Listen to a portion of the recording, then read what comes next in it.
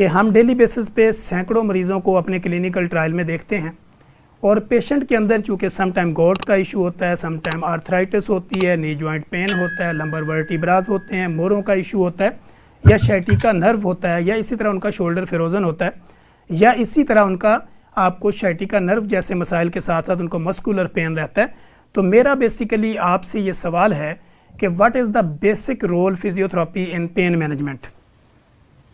Okay, so it's a broad subject because pain is very big. Okay, so first thing is this, that you have to make sure there's nothing medically wrong with you. So go for an appropriate scan, have an X-ray, MRI, have some blood tests. If everything is kind of medically okay, then this could be like chronic pain. So with chronic pain, as a physiotherapist, we would assess the patient and have a look at key factors, their kind of mental health, their physiological health, their food and their exercise, and also kind of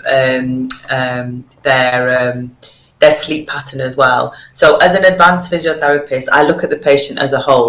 But with pain, first of all, you need to understand what's going on with the patient. So if they have osteoarthritis, I would send them for an X-ray and then have a look to see if they have osteoarthritis.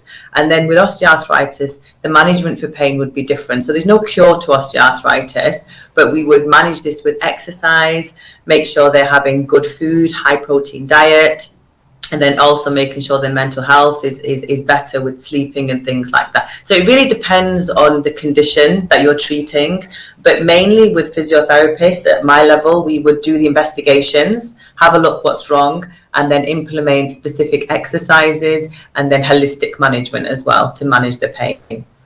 Excellent. जी doctor साहब, जैसे कि आपने देखा है कि doctor शाइला ने उसको एक्सप्लेन किया कि पेन बेसिकली एक बड़ा टॉपिक्स है और इसको किस तरह हम टाइटल करते हैं। तो मेरा आपसे ये सवाल है, जब आपको पेन होता है बॉडी में, तो उसके साइकोलॉजिकल जो इफेक्ट होते हैं उससे कैसे बचा जा सकता है? सर पहले तो इसको अगर देखा जाए तो ये पेन जो है ना, वो एक ऐसी चीज़ है जिसके अंदर आपके साइकोलॉजिकल रीजंस इन्वॉल्व होते हैं। इसके अंदर मेजरली आपके साइकोलॉजिकल, बायोलॉजिकल और आपकी इमोशनल जो चीज़ें हैं वो सारी एक दूसरे के साथ इंटरलिंक्ड होती हैं। Pain is a word that has already a connotation that involves a suffering ना, कि उसके अंदर आपकी सफरिंग भी इन्वॉल्व होती है। तो उसमें ये होता है कि आपके इमोशनल, बायोलॉजिकल और इमोशनल फैक्टर्स तीनों डिस्टर्ब हो गए होते हैं। तो पेन को कंट्रोल करने के लिए सबसे पहले इंपॉर्टेंट चीज़ ये है कि पेन की वजह से जो पेशेंट है वो नेगेटिव थिंकिंग में इन्वॉल्व हो जाता है, उसकी एक डिस्टॉर्टिक थिंकिंग पैटर्न जो है वो उसके अंदर इन्वॉल्व हो जाता है। तो बेसिकली उसके जो थॉट्स, इमोशंस हैं, उसके डिस्टॉर्टिक थिंकिंग पैटर्न को ठीक करने के लिए कॉग्निटिव बिहेवियरल थेरेपी की जाती है और इसके साथ साथ उनको different meditation exercise, deep breathing exercise जो हैं वो सिखाई जाती हैं। और इसके लिए सबसे इम्पॉर्टेंट चीज़ ये है कि जो पेशेंट होता है, जो पेन के अंदर इन्वॉल्व होता है, जिसके अंदर डिफरेंट आपने टर्म्स यूज़ की हैं, उसमें अगर इन्वॉल्व होता है तो वो एक सेल्फ पिटी का कॉन्सेप्ट होता है जिसके अंदर वो अपने इन्वॉल्व हो जाता है और वो चीज़ों को जनरलाइज नहीं कर पाता। वो समझता है कि he is the only one कि जो इस चीज़ से सफ़र कर रहा है। अगर उस चीज़ को जनरलाइज कर दिया जाए तो वो इस चीज़ को आहिस्ता आहिस्ता, जब उसमें एक्सेप्टेंस आना शुरू हो जाएगी तो वो चीज़ें उसकी कंट्रोल होना शुरू हो जाएंगी। उसके अलावा अगर बहुत ज़्यादा पेन हो, उसमें एक्सेप्टेंस के साथ साथ डीप ब्रीदिंग और मेडिटेशन और माइंडफुल एक्सरसाइजेस कराई जाती हैं जिसमें वो प्रेजेंट सिचुएशन के अंदर रहकर चीज़ों को एक्सेप्ट करती हैं और जो उनकी वो पेन मोडालिटी है उसको डिक्रीज किया जाता है।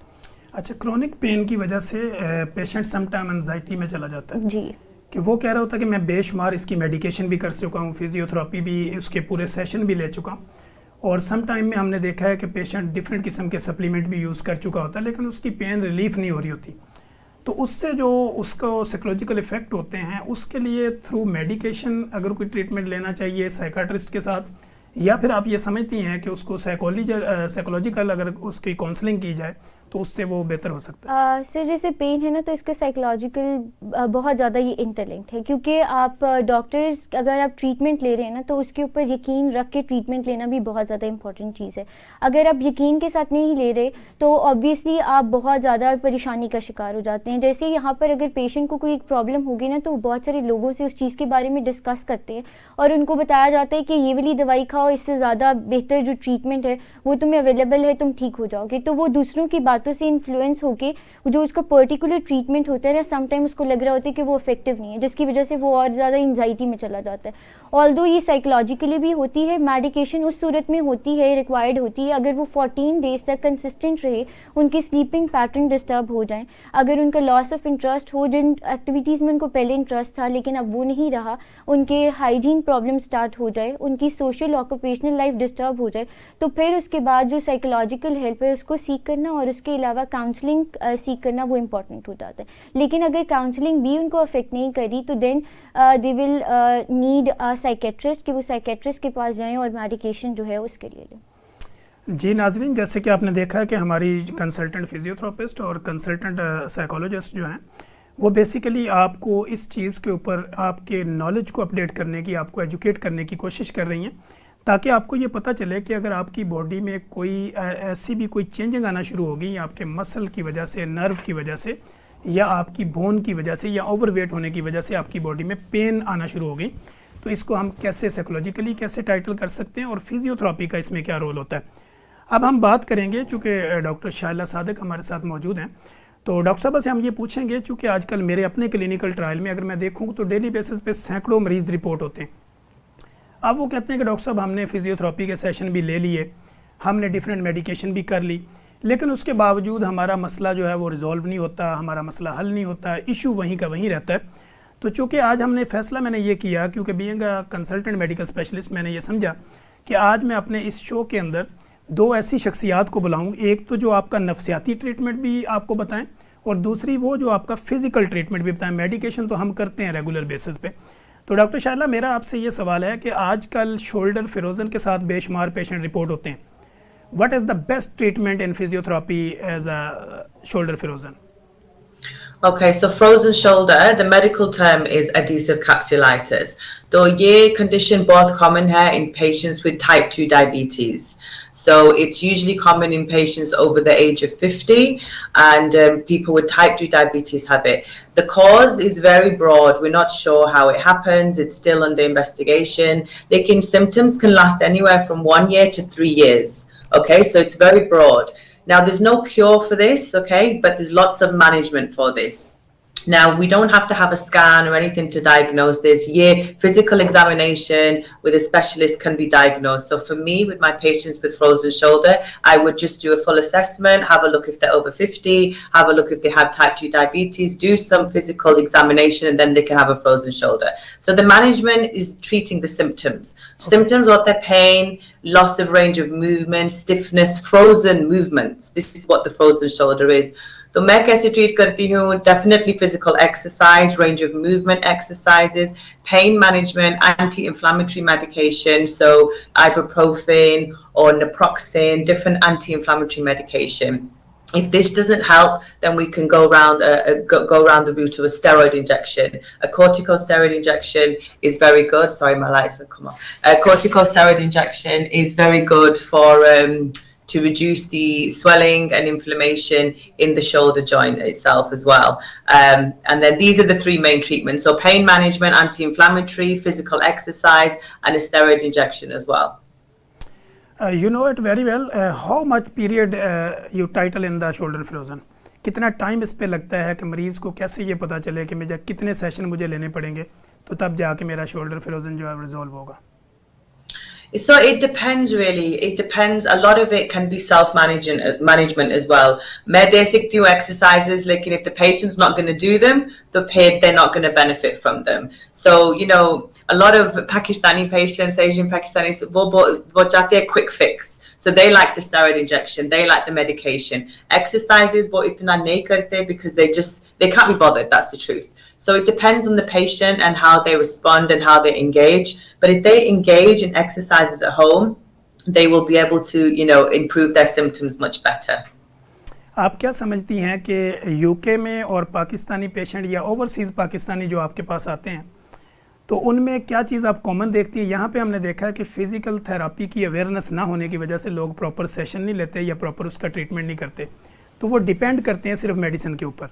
तो आपकी डोमेन में कोई ऐसे पेशेंट रिपोर्ट हुए हैं जो सिर्फ ये चाहते हों कि आज मैं आपके पास आई हूँ या आया हूँ तो मुझे एक ही दिन में रिलीफ मिल जाए, मुझे दोबारा कोई फिज़िकल एक्सरसाइज ना करनी पड़े?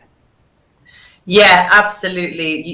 जो आपने कहा is बिल्कुल right, and this is why I'm trying to spread awareness. So मैं GP surgeries में काम करती हूँ, so I'm a first contact physiotherapist, so they see me first. And one of the main barriers, especially with Pakistan Indian patients, है वो quick fix लेना चाहते हैं. They want a quick cure, medicine, and they don't engage in self-management. Now the UK is trying to do a lot of self-management, self-education. Now, the reason why I wanted to come onto the show and do my talk shows is because to spread awareness and education that self-management is so big. Yes, you need to go see a doctor or a healthcare professional. Yes, you might need tests. But if you can help your symptoms and self-manage, you can basically help yourself by at least 90%. And this is the awareness I want to bring. And particularly in my culture, my Pakistani patients, things like that, because they don't have the education, you know, they don't want to help themselves. So this is what I'm trying to deal with.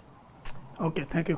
आप line पे रहिएगा, मैं अभी doctor साहबा के पास जाता हूँ। Doctor साहबा, आप ये बताइएगा कि जैसे डॉक्टर साहबा ने बड़े अच्छे तरीके से एक्सप्लेन किया हमारे व्यूअर्स के लिए कि साइकोलॉजिकल ट्रीटमेंट कितना ज़रूरी है। सर, साइकोलॉजिकल ट्रीटमेंट जिस तरह से आपकी फ़िज़िकल हेल्थ इंपॉर्टेंट है, उसी तरह से आपकी फिज़िकल हेल्थ के साथ साइकोलॉजिकल हेल्थ भी उतनी इंपॉर्टेंट है। Because you can not inevitable omit नहीं कर सकते आप साइकोलॉजिकल हेल्थ को। बिकॉज अगर आप देख लें कि अगर किसी इंसान को बुखार भी होता है ना, तो साइकोलॉजिकली कहीं ना कहीं वो डिस्टर्ब हो जाता है। और रिसर्चर्स इस बात को एक्सेप्ट भी करती हैं कि अगर इंसान को फ्लू होता है तो उसके बाद भी वो एक डिप्रेशन वाले फेज में जाता है। इसमें मैं एक सवाल और ऐड कर रहा हूँ कि यहाँ पे तवीद, दागे, दम, दरूद का भी कोई असर होता है? जी सर, बिल्कुल। हम जिस तरह से फिजियोथेरेपिस्ट और इन सब चीज़ों के बारे में लोगों को एजुकेशन नहीं है, इसी तरह से स्टिग्मेटाइजेशन जो है वो हमारी साइकोलॉजी के साथ या साइकोलॉजिकल वेलबींग या साइकोलॉजिकल हेल्प सीख करने से भी रिलेटेड है। यहाँ पर साइकोलॉजिस्ट के पास जाना, अगर आपको एक फिजिकल प्रॉब्लम है और उसके साथ आप किसी साइकोलॉजिस्ट से काउंसलिंग ले रहे हैं, this is something that is out of the box. उसके लिए एक्सेप्टेंस ही नहीं है। वो आपको पागल कंसीडर करते हैं कि तुम ज़हनी तौर पर भी ठीक नहीं और जिस्मानी तौर पर भी ठीक नहीं हो, तुम्हारा तो कोई हल ही नहीं है ना अब। तो वो फिर आप जो है तावीज़, धागे और वो बाबा जी जो होते हैं उनके पास आप लोग जाते हो, बिकॉज बाबा जी खुद हमसे दवाई ले रहे होते हैं। जी सर, बिल्कुल इसी तरह से है। वो अपना कारोबार चमकाने के लिए जिसको जहाँ पर मौका मिल जाए वो उसी तरह से हो जाता है। तो साइकोलॉजिकल हेल्थ जो है वो किसी भी अगर आप फिजिकल हेल्थ अगर प्रॉब्लम होती है तो उसके साथ साइकोलॉजिकल हेल्थ आपकी डिस्टर्ब होती है। इमोशनल प्रॉब्लम्स जो हैं वो आपको फेस करना पड़ते हैं। और जब अगर आपको मसल टेंशन हो जाए, उसके साथ भी आपको जो बेसिक प्रॉब्लम जो पेशेंट रिपोर्ट करते हैं वो उनके अंदर डिप्रेशन होता है या एंजाइटी होती है। लेकिन फ़ौरन से उसको डायग्नोज कर देना डिप्रेशन या एंजाइटी ये भी पॉसिबल नहीं है, क्योंकि डिप्रेशन के लिए भी 14 डेज़ का क्राइटेरिया अगर वो फुलफिल करेंगे then we are able to say that उनको डिप्रेशन है। We can say that emotional problem है, उसको साइकोलॉजिकली जो है हम डील कर सकते हैं कि अगर आप इस चीज़ को एक्सेप्ट कर लें। और मेडिसिन, क्योंकि कंप्लाइंस भी शो नहीं करते पेशेंट, तो लैक ऑफ कंप्लाइंस भी जो है वो एक बहुत बड़ा इंपॉर्टेंट रोल प्ले करता है। sciatica नर्व पेन के साथ बेशुमार पेशेंट रिपोर्ट होते हैं कि उनके हिप जॉइंट के अंदर से उनको लग रहा होता है कि मुझे पेन नहीं कर रहा है, फिर नीचे उनको ये फील हो रहा होता है कि मेरा जो अपना थाइज़ है, इसके अलावा नीचे पूरा जो पाँव तक एरिया है वो सुन्न होना शुरू हो जाता है। तो आपका फिजियोथेरेपी के अंदर sciatica नर्व को टाइटल करने का क्या तरीका है? So nerve pain जो in the legs can be coming usually ये back से आ रहा है, क्योंकि back से all the nerves are coming out of the back. Okay, so with nerve pain in the legs, it's usually linked with lower back pain. So this can be spondylosis in the back, degeneration, disc pathology in the back. It's compressing against the nerves, and for referred pain, it starts to bring on symptoms of referred pain in the legs. So how we manage this? We need to manage it through the back. Okay, so back exercises, range of movement exercises, strengthening exercises. But one of the things I direct my patients to is have neuropathic analgesia, so pain relief to help the nerve pain. So things like amitriptyline or gabapentin, these medications can help. But lots of back exercises, lots of strength and exercising, and also losing weight. So your back is a weight-bearing joint. If we lose weight, then we take pressure off the back, and symptoms can significantly improve with this as well. So it's a few things, but yeah, if they're overweight, lose weight, exercising the back, and also some neuropathic analgesia, which can help block off the nerve pain and things like that as well. जी doctor शाला, अपना UK based के ऊपर अगर हम बात करें तो वहाँ पे अगर इस तरह का नर्व पेन निकलता है तो उसकी इन्वेस्टिगेशन के लिए, उसको डायग्नोज करने के लिए कौन सी आप लैब इन्वेस्टिगेशन करवाते हैं और कौन सा आपको सीटी स्कैन या एक्सरे की ज़रूरत पड़ती है? Okay, so with nerve pain, the best gold standard investigation is MRI. Okay, क्योंकि MRI में वो सब कुछ नजर आ जाता है, the disc pathology, degeneration, nerve problems, nerve impingement, even cauda equina problems, which is life-threatening problem with the back. So MRI is definitely gold standard, but it's very difficult in the UK to get an MRI. You have to have, a lot of symptoms, a lot of, you have to go through the process. Agar aap mujhe ek dafa dekhne aate ho, I wouldn't send you for an MRI straight away. I would have to you have to have some history of back pain. The quickest scan is an X-ray, but aapko bhi pata hai X-ray is limited, it only shows the bone. But for nerve pathology, you can MRI or also nerve conduction studies as well. Ye bhi main refer ke liye karti hu. Okay, blood investigation की भी कोई आपको ज़रूरत पड़ती है deficiencies देखने के लिए? So for nerve, iron yeah. Deficiency है, कैल्शियम डेफिशिएंसी है, विटामिन डी डेफिशिएंसीज.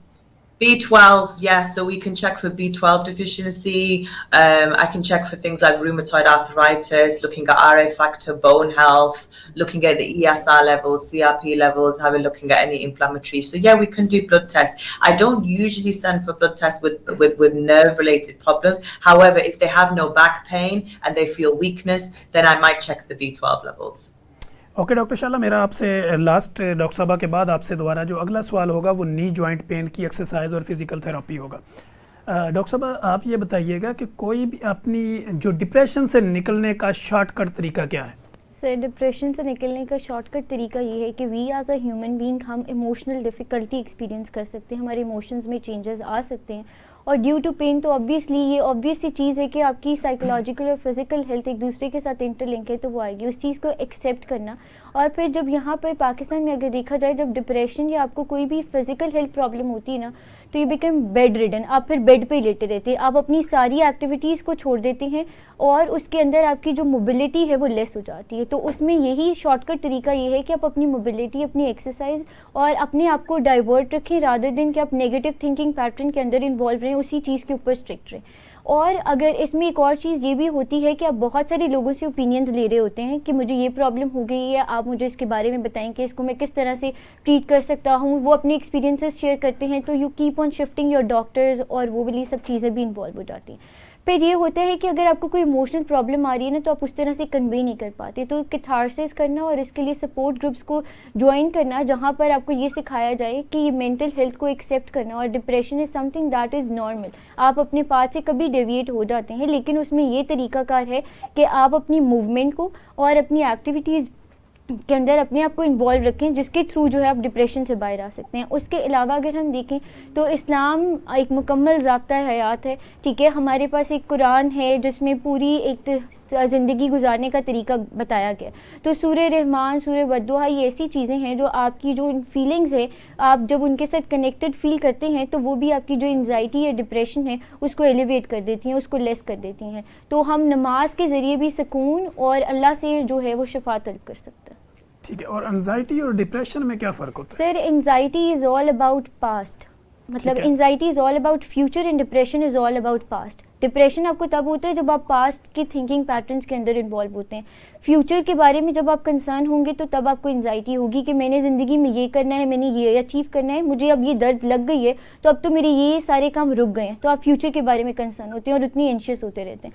तो डिप्रेशन आपको इस वजह से होता है कि आप एसोसिएट कर लेते हैं कि मेरे साथ पास्ट में भी ये हुआ था, मैं इस तकलीफ से गुजरा था और अब मैं इस सिचुएशन में हूँ, तो पता नहीं अब इसकी जो तकलीफ है वो उससे ज़्यादा हो जाएगी, मुझे तब इतना टाइम लगा था. तो वो आप एसोसिएशन अपने पास्ट के थ्रू लिंक कर रहे होते हैं, जिसकी वजह से आपको डिप्रेशन होता है. तो ये basic difference. What is the best solution for anxiety and depression through diet and through exercise? Sir, diet के थ्रू तो ये है कि आपको जो है ऑब्वियसली जब आपको डिप्रेशन होता है ना तो आपको स्टमक प्रॉब्लम भी स्टार्ट हो जाता है. कुछ लोग डिप्रेशन में ज़्यादा खाना शुरू करते हैं. बिल्कुल सर, ज़्यादा खाना शुरू कुछ लोग ज़्यादा शॉपिंग करना पसंद करते हैं. ज़्यादा शॉपिंग, वो अपने आप को डाइवर्ट करने की कोशिश कर रहे होते हैं. This is something that is called, आप लोग कहते हैं कि अपने आप को डाइवर्ट करने के लिए आप जो है वो शॉपिंग करना शुरू कर देते हैं. आप अपनी काउंसलिंग उस ज़रिए से कर रहे होते हैं क्योंकि आप अपने थाट्स को दूसरों के साथ एक्सप्रेस नहीं कर पा रहे होते, तो आप शॉपिंग के ज़रिए से उस चीज़ से एस्केप हासिल कर रहे होते हैं. तो एंजाइटी आपको तब भी होती है जब एस्केप और अवॉइडेंस वाली चीज़ हो. आप अगर उस चीज़ से भाग रहे हैं तो आपकी एंजाइटी एलिवेट कर जाएगी. डाइट के थ्रू ये है कि उसमें ये होता है कि आपका जो डोपामिन हार्मोन जो हमारा बेसिकली है वो हैप्पी हार्मोन है, उसकी जो अमाउंट है वो या तो कम हो जाती है या ज़्यादा हो जाती है। तो अगर वो बहुत ज़्यादा प्रॉब्लमेटिक हो जाए तो फिर जो साइकेट्रिस्ट है वो आपको एंटी साइकोटिक मेडिकेशन या एंटी डिप्रेसेंट जो हैं वो आपको प्रेफर करते हैं, उसके थ्रू भी ट्रीटमेंट किया जाता है और उसके साथ जो आपके साइकोथेरेपिस्ट हैं वो भी मिल के काम करते हैं। और डाइट में ये है कि आपको पीनट्स, बनानास, बिस्किट्स और जो लो फैट डाइट है जो आपके स्टमक को भी जो है वो लाइटर फील करें, आपको वो डाइट दी जाती है। क्योंकि डिप्रेशन और एंजाइटी के जो पेशेंट है वो अक्सर इस चीज़ की शिकायत करते हैं कि उनको नौजिया हो रहा है, उनके स्टमक में उनको अजीब सी इरिटेशन और बेचैनी महसूस हो रही है, घबराहट महसूस होती है, ट्रैम्बलिंग वाली फीलिंग उनको आती है, शिवरिंग वाली चीज़ आती है। तो उसमें ये है कि जो लो डाइट है, लो प्रोटीन और लो फैट डाइट है वो ली जाए। उसमें नट्स जो हैं वो बेसिकली इंपॉर्टेंट रोल प्ले करते हैं। उसके अलावा जो है नट्स के साथ बिस्किट और जो बनाना है उसको जो है वो बहुत ज़्यादा प्रेफर किया जाता है क्योंकि उसमें जो है हैप्पी हार्मोन, कैल्शियम और न्यूट्रिएंट वगैरह ज़्यादा और वो कहते हैं कि वो जो आपका हैप्पी हार्मोन है उसको इंक्रीज कर देता है अगर वो लो हो जाए।